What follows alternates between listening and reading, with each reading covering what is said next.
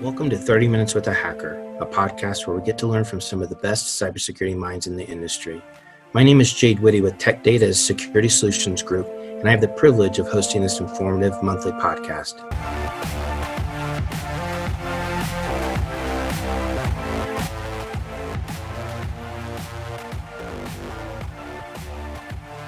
Thanks everyone for joining this next episode of 30 Minutes with a Hacker. I'm excited to be talking about this topic with everyone here. We've got a great group. We've got a really strong security partner as our guest today from Kudelski Security. We have Darrell Switzer and Joshua Davis. Darrell has just got a ton of experience. He leads their security threat detection and response teams.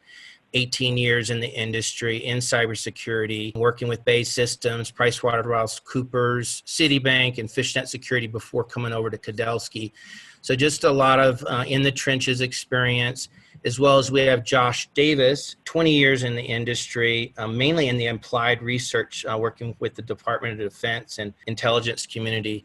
So both of these guys bring a lot to the table. I've also got from the tech data side, our team of ethical hackers / engineers, guys that, really the purpose for this call was to pick their brains, and how we've set up this podcast is to really kind of figure out what they're thinking. These are guys that are in the trenches every day working with our government, working with our military. They get pulled in on projects. And so these are guys that are very much in the know. And so we love to pick their brain every month. And today's topic is exciting. Before we get into that, I want to turn it over to Josh Davis just to tell us a little bit about Kudelski.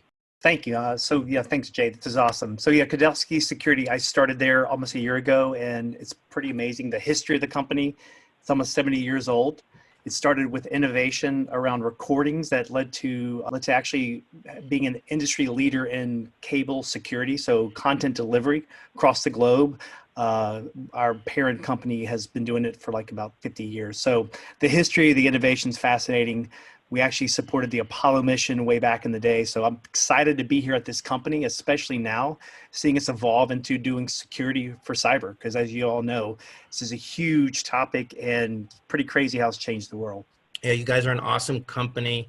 You're spread out throughout the globe, and we're excited to be able to kind of tap into your experience on this call. So today's call is all about what happens when there's been a breach, and there's companies that are prepared for it and some that aren't. And this team here is very much in the know of the difference and examples of companies that have prepared properly and those that have not. I'm going to turn this over to Darrell Switzer to kind of set the table for the discussion. Darrell, maybe if you can share, just as we're kind of breaking into this topic, some of your experience of companies that you've seen that have been prepared versus others that have not been so prepared. And we'll kick it off that way. Sure. Thanks, Jade. Nice to meet you. Thank you all for being here today. I could probably summarize it easiest, Jade, by saying that it costs more money to be unprepared than it does to be prepared. And so what we've seen historically is that clients that have teams that are prepared, that have an incident response plan, that know how they're going to execute the plan when they have an incident, incidents are far less impactful on the organization versus companies who are trying to figure out the plan during an incident.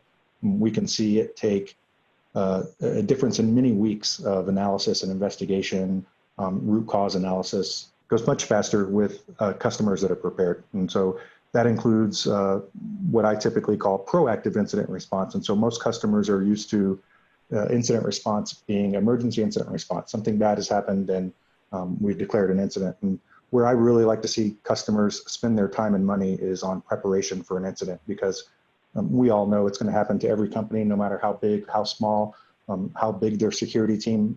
Incidents happen, mistakes happen, misconfigurations happen. And so customers that are prepared for that are definitely in a much better position than customers that aren't prepared.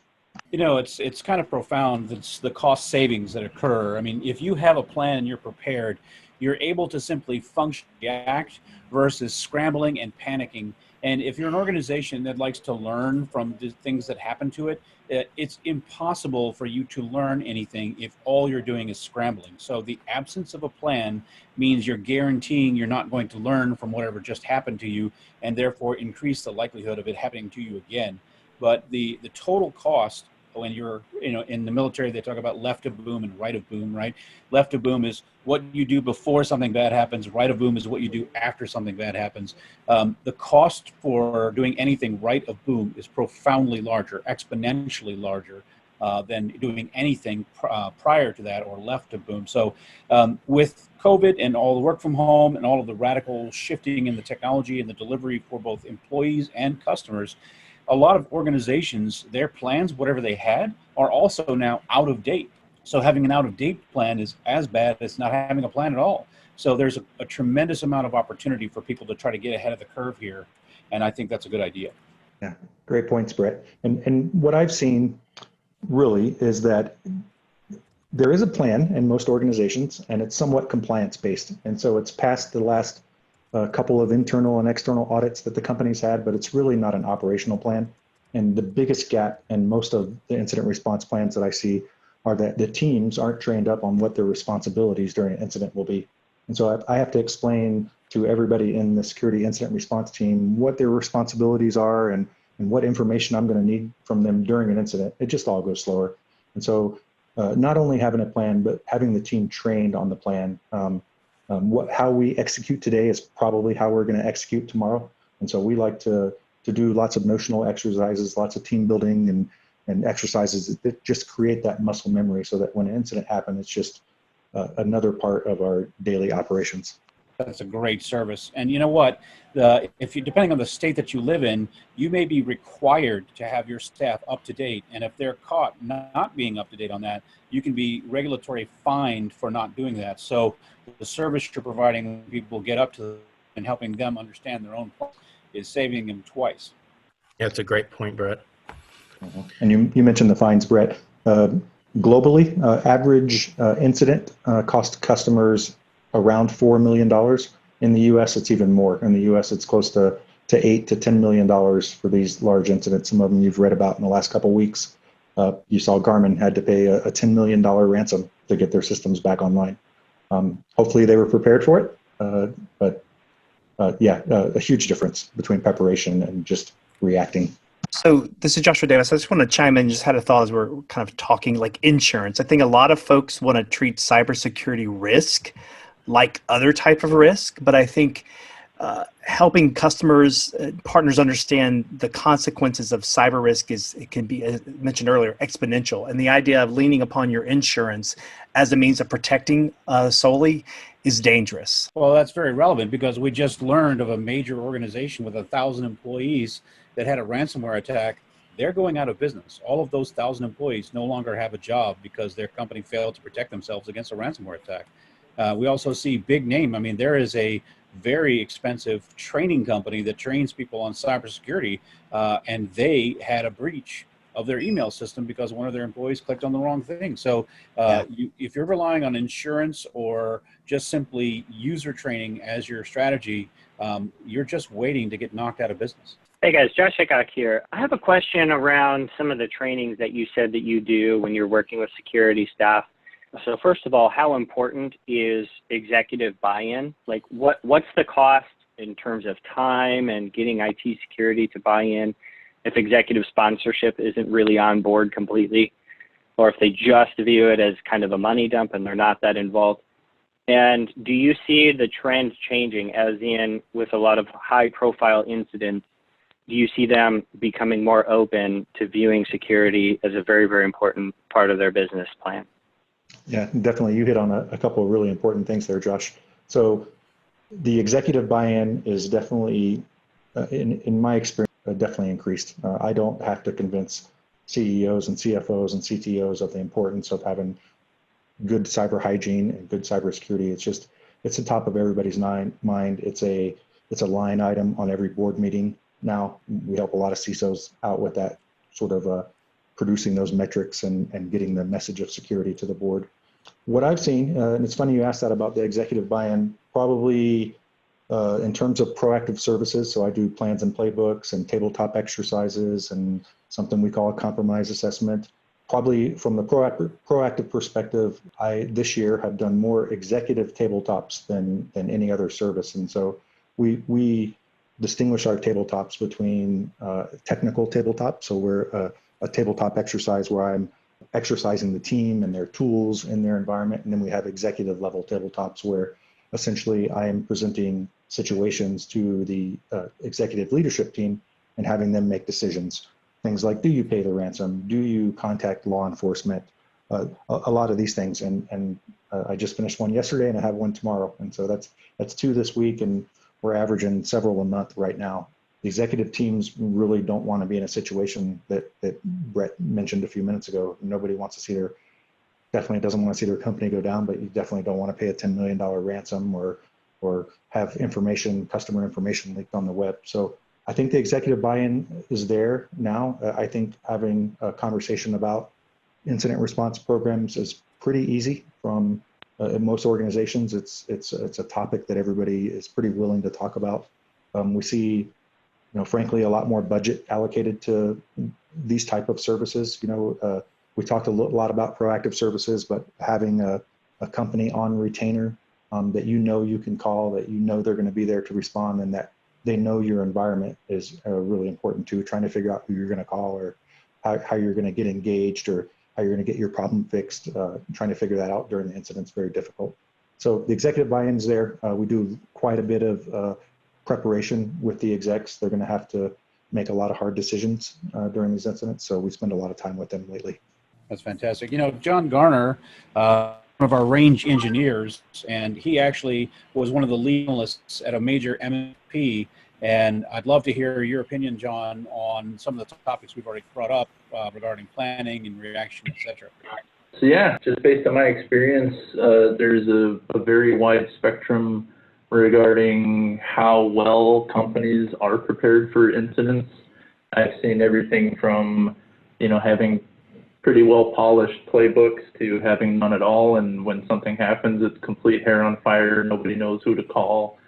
That being said, even with places that had, playbooks in place, I would argue that the rehearsals and the trainings and the walkthroughs weren't happening either not at all or not as regularly as they should. And then actually something that I wanted to ask our partners with today regarding all of that is, one thing that I noticed with a lot of the clients that I used to work for was the majority of them didn't have effective backup solutions, which is especially prevalent with ransomware. And I'm curious with the clients that they have, how common is it that they have backup solutions? How effective have they been? Is it a major part of when you do proactive IR planning, is having an effective backup solution part of that? Definitely, all part of the larger program. When I get a call for ransomware, in my mind, I often think this is a disaster recovery exercise. And so what we've seen, we've seen the evolution of ransomware over the last few years. Definitely, attackers are targeting backups. And so unfortunately, I hate to go backwards, but it's almost a 1990 mentality in that a lot of times I'm telling customers that they have to do the 3-2-1 backup method, where they have 3 different backups, 2 of them on different media and 1 offline. And so the reason the offline piece is that what we're seeing with a lot of these sophisticated ransomware groups, which are essentially just large criminal organizations, they're spending several weeks to months in organizations now, disabling backups, deleting backups, deleting volume shadow copies on servers, things like that. They're just getting better at making it more disruptive for their victims. And so I would say it's probably about 50-50 right now. I'm working on a couple different ransomware cases right now where one customer is restoring and one customer, their backups were deleted, and they really don't have an option short of starting from scratch, bare metal, or paying the ransom to the client. And when we do a lot of these tabletop exercises, when we do them, I would say 90% of the exercises, the team is not willing to pay a ransom. So notionally, they would just refuse to pay the ransom. However, what we're seeing is these attacking groups making $30, $40, $50 million a year, a quarter on ransomware payments. And so what's that's telling me is in real life, the attacks are so disruptive that we saw it with Garmin. I keep bringing them up just because they're such a large company and so well known. You would assume they have pretty decent security, and it just takes one small hole for these attackers to get in there and deploy this ransomware. And so definitely seen an evolution. The backups are important. Unfortunately, the attacking groups know how important they are, and they've been targeting those backups. And the other thing or inject that's been happening maybe the last year or so is that, I mentioned the attacking groups are spending weeks to months in these organizations, and they're pilfering quite a bit of data. And so what they're doing is first ransoming the client, trying to get them to pay for a decryption key.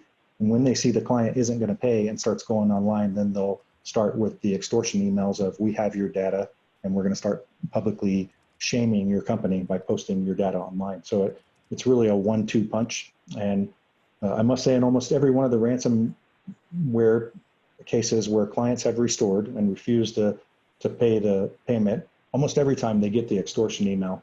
In real life, very seldom do we see the attacking groups actually have what they say they have. It's oftentimes a bluff, but it's not a bluff where I would want to be in a situation to have to make that business decision of whether or not we believe the attacker or not. And we've even seen customers cooperate with the attacking group and essentially buy them off. And if the attacker will tell them what they stole and promise to delete it, they'll pay them some money. And so definitely business decisions, right? I think we all know kind of the risk with that, right? They don't delete your data.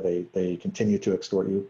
And finally, what we're seeing after these, I got a little bit off the topic of disaster recovery and backup, but what we're seeing now is that when these companies do have to go public, a huge increase of attacks afterwards. So kind of follow-on attacks by other attacking groups. And this is what we've seen for probably 60 to 90 days after these companies go public with these incidents, that they become even a larger target. That's exactly right. We have a bunch of incident response exercises that we conduct at the Tech Data Cyber Range, and Scenario 1, which was written years ago, is talking all about these things in specific. And of course, we're rehearsing teams against the very realistic scenario that you're talking about, that you're seeing out there. And so I know that having planning and preparation and doing some facilitation on the front end is great, but you also have to assess and test. So we have several people who have pen testing experience on this call. And so those two pieces work hand in hand. You would want to make your preparations, and then you'd want to rehearse and plan and exercise those things, and also assess whether or not the things that you're counting on actually do what you're hoping that they will do, all of which will save you a tremendous amount of pain and potential loss. The testing can include obviously technical testing, security testing, penetration testing, and that's very important in terms of identifying vulnerabilities, mitigating them, remediating them, and closing them before an attacking group finds them. But where we need a lot of training and a lot of testing right now is still the human.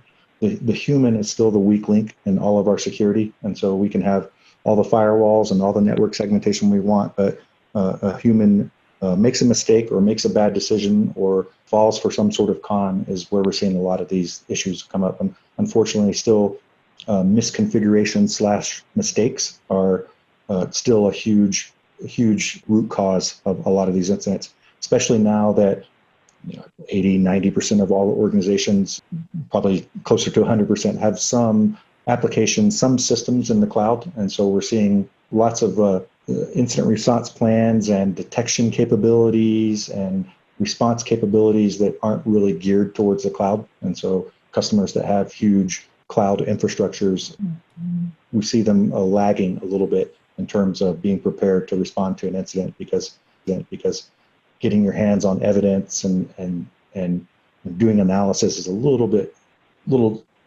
different in the cloud versus on-prem devices. And you don't own those systems, so you don't even have necessarily the authority to do so. And there's a timeliness to it. If your cloud provider is not hosting those logs for any long period of time, failure to act or failure to act quickly can prevent you from actually recovering that data or those logs.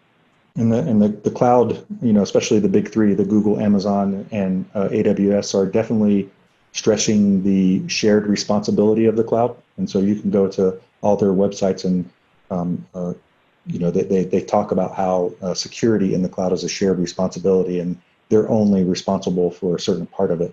The customer is still responsible for a large portion of securing cloud infrastructures. I think you both touched on some very good points there. We've seen multiple times where customers may come to us and request a penetration test, but not realize that it's like you guys stated that these systems are not owned by that company. While they may run those applications, these servers are still hosted by an AWS or a DigitalOcean or so any sort of cloud provider. So it's important to get their permission, because while I think some services like these do offer a way to communicate to them if you are getting a penetration test, sometimes customers just don't know that and won't reach out to them, and then it becomes a problem. Because now we're testing a system that we're not authorized to, but Right. it's still important to have that system tested. We used to run into that quite a bit, and just like you mentioned, especially the big three, they all have essentially online forums now where you can go in there and say, I'm going to conduct a security test at this time. And so definitely a shift in mentality, where you used to take weeks to get approval to test something in the cloud. Now you can essentially fill out a form. Most customers don't know that, but we take care of that for them when we're doing the testings. We fill out that form and get the prior approval.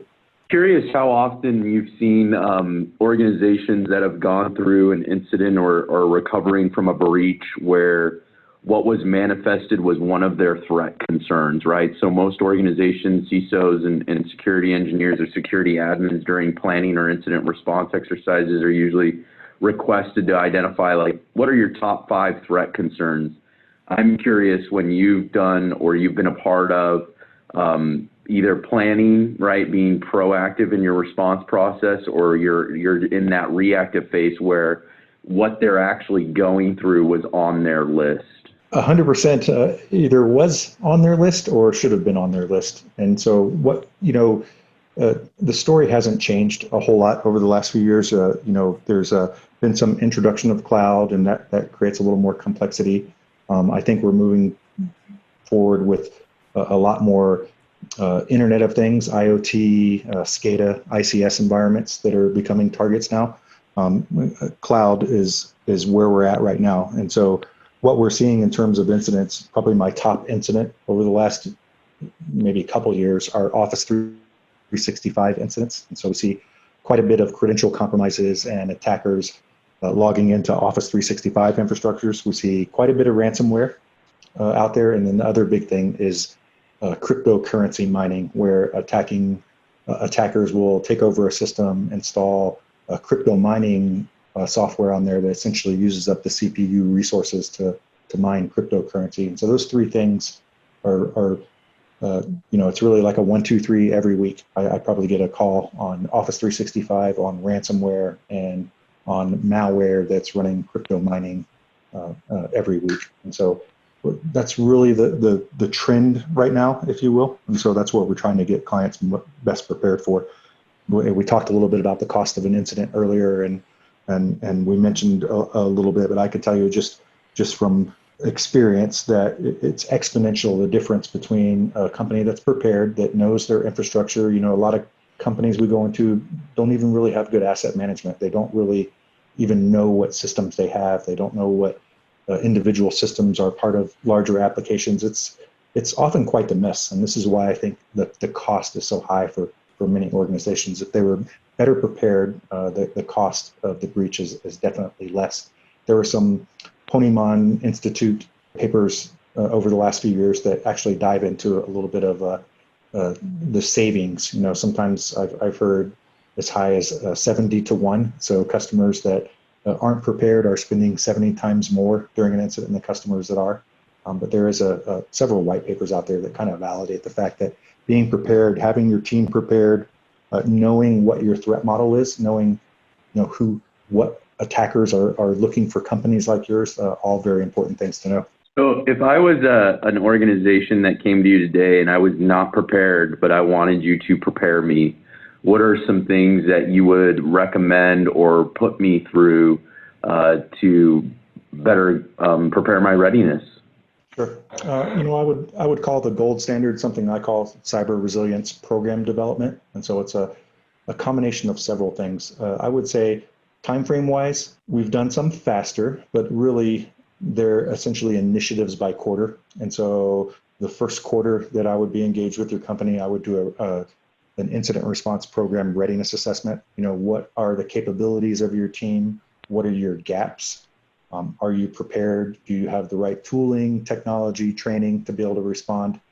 From that readiness assessment, obviously we'd have initiatives and a roadmap developed, and that's typically a first quarter exercise. Second quarter, I really like to dig into client plans and playbooks.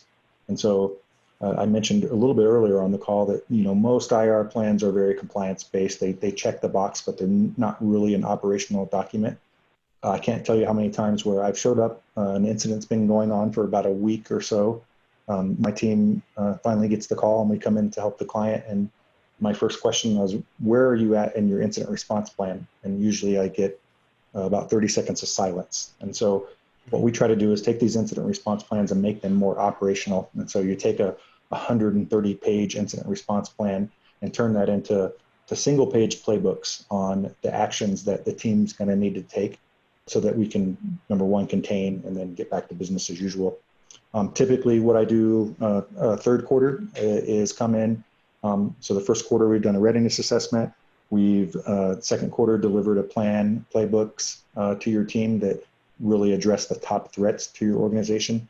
And the third quarter, I like to come in and do a tabletop exercise. I like to do the first year, both technical, where I'm running the technical team who does a lot of the analysis on incidents, running them through responding to an incident. And I also like to do an executive so that we get the senior leadership team on the same page, get them talking about things that they're going to have to talk about during an incident. During an incident, we often see, we as incident commanders and as the third-party advisors to these companies, we have a different perspective. And so we try to often take a step back and look at how the incident's running and make sure that we're meeting all the objectives for the client and that we're going to get them back to business as usual. So coming back to tabletop exercise, technical and executive. And then finally, fourth quarter, if they're ready for it, we can do something a little more advanced.